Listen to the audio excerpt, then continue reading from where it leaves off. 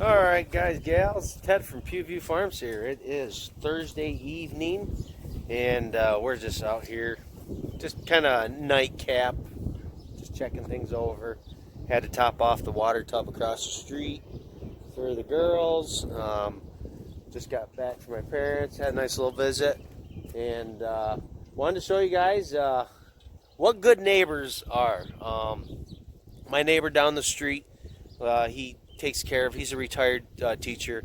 He takes care of a lot of lawns, and he does, home projects and building and stuff like that. And he called me up today and he goes, I just got an account. The lawn's been let go all summer long, tall. We got lots of grass clippings. He goes, do you want them? And he normally brings grass clippings all summer long from his lawns that he does. A pile here, there, tosses over the fence to the cows. They love it. Well, I guess the lawn was really, really gone, because that's one load right there. And these guys are loving it. They're absolutely loving it.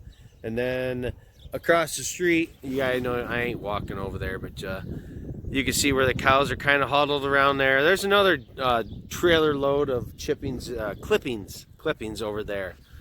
And no, just greatly appreciated. I know the animals really enjoy it. I mean, what's the difference if they're out there mowing on grass, hay, or this? And this stuff is just good, nice green. They're definitely be shitting through a screen door, that's for sure. But they love it. They are gonna love it. So great appreciation to wonderful neighbors. That's one thing I do love about our neighborhood that we have here. We have excellent neighbors. It's just, everybody watches each other's back around here. There's always somebody keeping eyes on the properties for people. Just stuff like that. It's absolutely wonderful. I love where I live. But I thought that was pretty cool. But I thought it was funny too when I seen how much it was. They must have had their work cut out for them. That's all I gotta say. Because that is a lot of grass clippings. So kudos to those guys. But very appreciative. Quickly, I'll take you guys up. We're going to head up. The kubota's over here at the garage.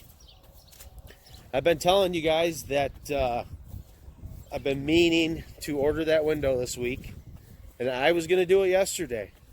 And I had a message on my phone saying that it was the guy from our local hardware. He's like, hey, Ted, do you still want that piece of plexiglass I cut for you?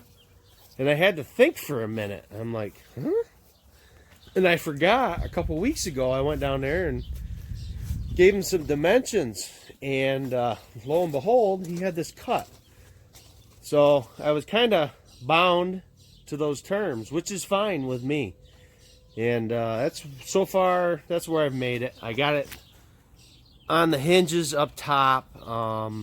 The shock, I don't think I'm going to mount the shock just because of I don't really need to open this. This is going to be my dust saver for me when I am baling hay this year. It just keeps the dust out of the cab. It's going to help tremendously. It's a heck of a lot cheaper than a window. Like I said, full intentions, I was getting that window this week, so the next time we baled, I didn't have to deal with the dust. But now I'm protected. So only thing I got to do is I got to get the handle for the lock on the bottom. I have the handle. I just got to get her mounted in place so I can kind of just seal it up a little bit. But that's going to help tremendously.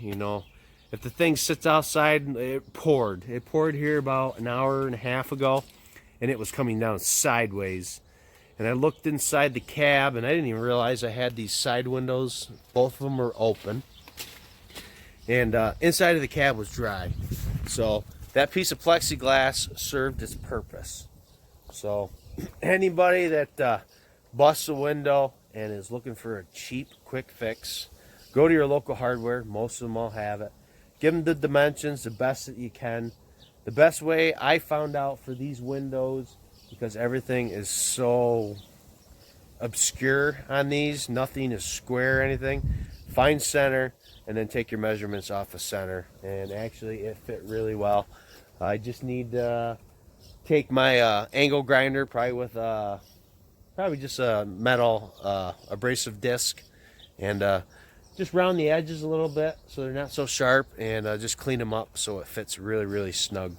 I made it a smidge big so we didn't have any issues, and I knew I could always trim it. So we got the window in, guys. I'm pretty excited about that. I wish I would have had that last week when we were doing hay, but that's kind of cool about your small town.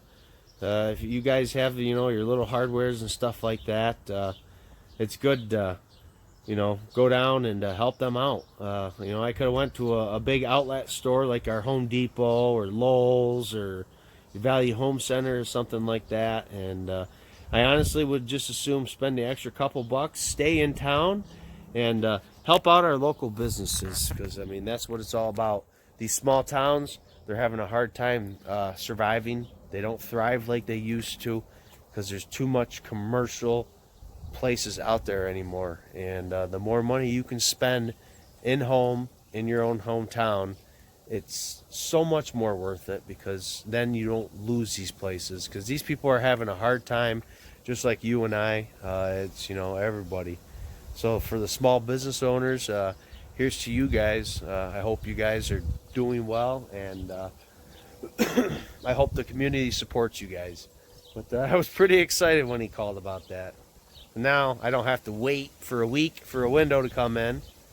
I got this, and like I said, it was a lot cheaper. So no, I just wanted to show you guys that. Like I said, my job on this channel is to keep you guys informed with what's going on in my hobby farm life, basically. And I show you guys a little bit of the side view of the family activities and stuff like that, which I think is very important. So that being said, guys, if you enjoyed this video, please like, comment, subscribe if you already haven't, and I look forward to talking to y'all real soon.